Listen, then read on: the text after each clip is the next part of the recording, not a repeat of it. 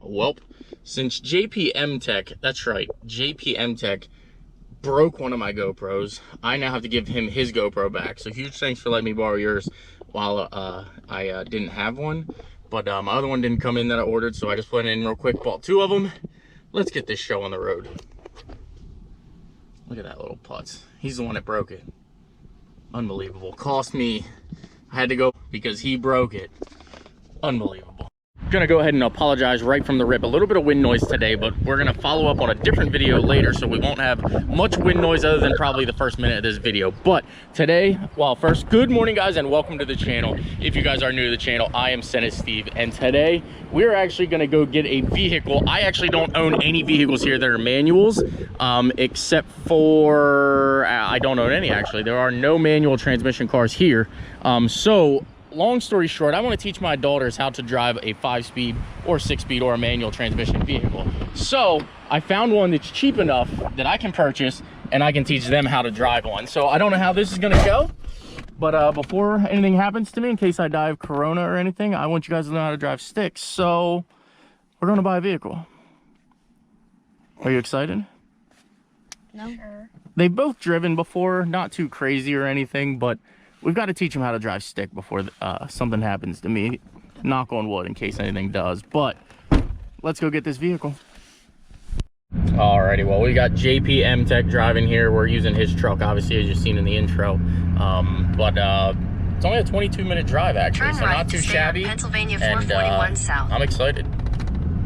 Whoa, whoa. All right, well, we've got it loaded up and we came to an agreement of $275. They get to keep their old wheels, so they're going to come meet me later on this week or this weekend, and I'll have factory wheels, which they gave me. So we've got the factory wheels obviously in here. Let's head back to the house and we'll pick back up in this video probably a couple days from now. As you can see, we have made it back to the house. We ended up making a purchase on this vehicle. When I went there to get the vehicle, we had agreed upon $750, which wasn't a bad deal for the car. I mean, overall, it looked like it was in good shape over the pictures. Timing belt, head gaskets, and everything were done like 11,000 miles ago or 21,000 miles ago. Somewhere within the last 20,000 miles, the head gaskets and everything were done. It's in actually really good condition. Like, yes, it needs cleaned up and all that, but it's actually in fairly good condition. Somebody did try to do some of the body work around the wheel wells and everything. I'll talk about the wheels here in a second, but the back seats are obviously in really good shape. And like I was saying, like the back seats are actually in really good shape. So I mean, interior wise, this just needs a quick gone through, and this thing should actually be a pretty nice daily driver once we're all said and done. So once I got there, I looked at it and I could tell right away that there was an issue in the back side of this wheel. So I'll put up the conversation between the person and myself right now, and I'm not badgering them or trying to talk bad on them. I get it. Obviously, they're both out of work right now from what they told me. They were just trying to get some money freed up from a vehicle because they didn't have money to put into this. So I'll put up the conversation right now. They told me all I needed to do was bring a wheel and I would actually be able to drive this thing home. However, I will show you a picture now.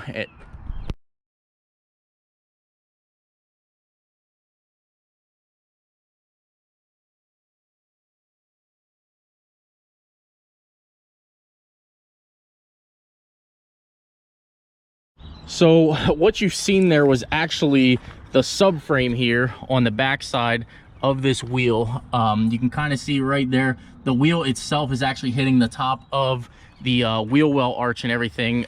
So there's a lot more damage back here than what they originally had told me, which if they would have came out and said, hey, there's some suspension damage, something in the rear, you guys know me, like that stuff doesn't scare me. I actually enjoy doing suspension work more than anything else. So I would have been okay with it. So I got to the point where I didn't really want to purchase a vehicle. I told them straight up, I said, hey, you know, I'm not a low baller. I don't want to kick you while you're down or anything like that, but I don't think I'm going to be interested. And, you know, I'm just kind of going to squash the deal. I'm going to move on. I've got enough vehicles, as you guys do know. So they said to me, well, make us an offer. And I said to them again, hey, look, I'm not really trying to lowball or anything. So they came to an agreement with $500. They had the stock wheels, and they got to keep these wheels for $500 for the car. I again said, you know, no, I'm gonna, or actually I did say, hey, I'm gonna take some time to think about it. They were only, like you've seen, 23 minutes from me, so it wasn't like it was a crazy long drive or anything. I said, let me kick it around a little bit, talk to a couple people, see what I can get a subframe for and everything, and you know, if I'm interested, I'll end up calling you back. So then they got to the point where they said, look, we want the car gone, we need it gone by Sunday, which this was actually yesterday, today's actually a new day, but they said we need the car gone by Sunday, and you know, can you do 300 bucks? We'll give you the factory wheels. We want our wheels back. At that rate, I was like, man, it's not a terrible deal, but I didn't really want to mess with it. I was kind of a little upset that I felt like I had been lied to, because while we were standing there, they both told me that they were out of work. And then I actually went back through our messages, and the person said that they get off work at noon, so I could pick up the car anytime after noon. So it just felt like I was being kind of beat around the bush. And I said, you know what, I'll do this. I'll give you 250 bucks cash. Done deal, sign the title, I'll take the car. They said no, they said 300, and I said that's all right, I don't even want to deal with it, you know, I'll cut my loss, I'm gonna walk home. So Josh looked at me, and I looked at him, I was like, hey, let's just load up and go home. You know, it wasn't like it was far, like I said, again, it was only 20 minutes from me. So we start walking down the driveway, and they said, well, the girl, the lady, the wife, whatever she is, she said, hey, do 275, and you know, just give us our wheels back when we can. So I ended up just saying, you know what, we're here, we got the trailer. $25 really isn't that big of a deal, but we ended up, like I said, I got the factory tires on here that we're going to end up putting back on this thing. I've got to obviously figure out the suspension damage, but overall, I mean, it's in really good shape. It's in, you know, for what it is, it's an 02 model, 210,000 miles. It actually runs and drives really well, so I'll give you guys a cold start right now.